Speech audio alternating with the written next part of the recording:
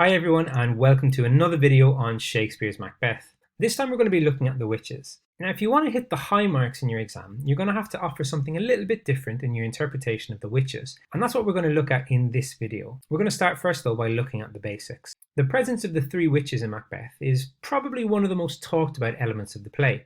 Their importance is immediately clear, as they are the very first thing that the audience sees, appearing on stage in Act 1, Scene 1 to set the tone for the rest of the play. Now, while it's true that belief in witches in Shakespeare's time was relatively common, it wasn't necessarily widespread, and there would have been large amounts of skepticism from some members of the audience about what it was that they were watching. One of the most common reasons given for Shakespeare's inclusion of the witches in his play is in order to please the new king, King James I. King James I was very much interested in witchcraft, and he even published a book on the subject in 1597 called Demonology. He had a great desire to spread knowledge and fear of witches and witchcraft, something that was probably more popular in Scotland than it was in England by the time King James I came to the English throne, and some of it seems to have come from his personal experience as well. In 1589, King James was due to marry Queen Anne of Denmark. On her voyage across the North Sea to meet her new husband, Queen Anne's ship was hit by severe storms that nearly cost her her life. Prevented from sailing further, she returned to Denmark.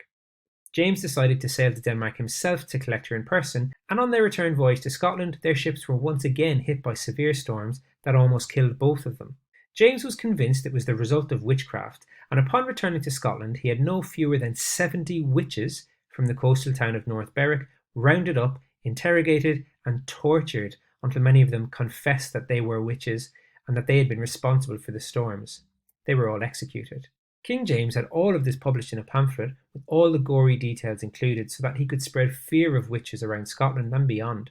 It is of little surprise then that Macbeth, set in Scotland, uses witches both to inspire a sense of curiosity and potentially fear in the audience, as well as play up to the king's interest in the subject. There are also some other interpretations of the witches, however, that are interesting in the context of the rest of the play. Witches in the Elizabethan and Jacobean eras were, by and large, old women. Banquo, upon first seeing the witches, says that their beards forbid him from believing that they are female. They are similarly described throughout the play as hags or withered and wild. One of the other descriptions is, however, weird sisters.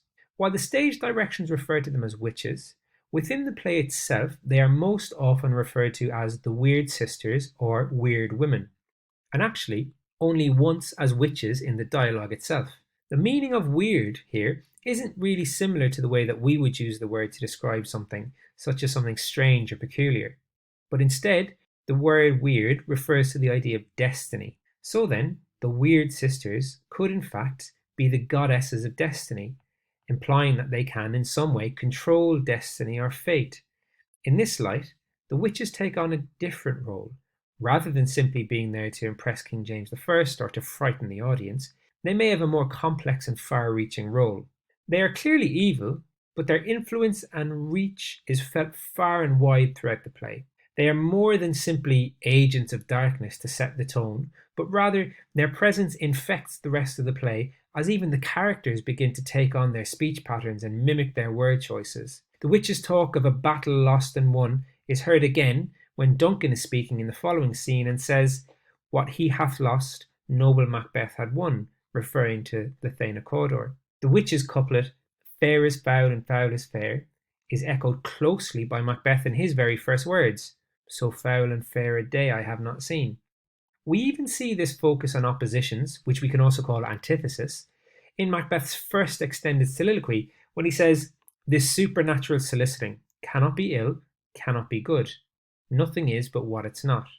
Later in the play, the repetition, opposition, and the witches' rhyming couplets are heard in Lady Macbeth's own words in Act 3, Scene 2, when she says, "Naught had all spent, where our desire is got without content. 'Tis safer to be that which we destroy, than by destruction dwell in doubtful joy." The same metre is used here as when the witches say, "Fair is foul and foul is fair." Now, there are some interpretations of Macbeth that suggest that Lady Macbeth is perhaps a fourth witch. There are indeed some things that suggest that this may be the case. In Act 1, Scene 5, Lady Macbeth calls on the powers of darkness to take her over, to make thick my blood and stop up the access and passage to remorse. One belief about witches at this time was that their blood was thick and slow moving.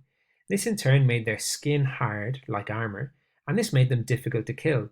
By calling on the spirits to do something similar with their own blood, Lady Macbeth can be seen to be one of the witches, or at least aligned or matched with evil.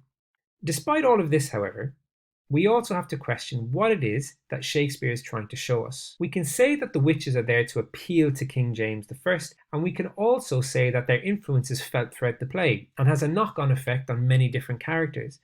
But one of the central questions that still gets asked today is this: who is to blame? Would Macbeth have done what he did if he had never met the witches? If we consider Shakespeare's use of the word weird to mean fateful or controlling destiny, then we could look at the witches as agents of destiny, and in that case, perhaps Macbeth was destined to follow this path to become a tragic figure, no matter what happened.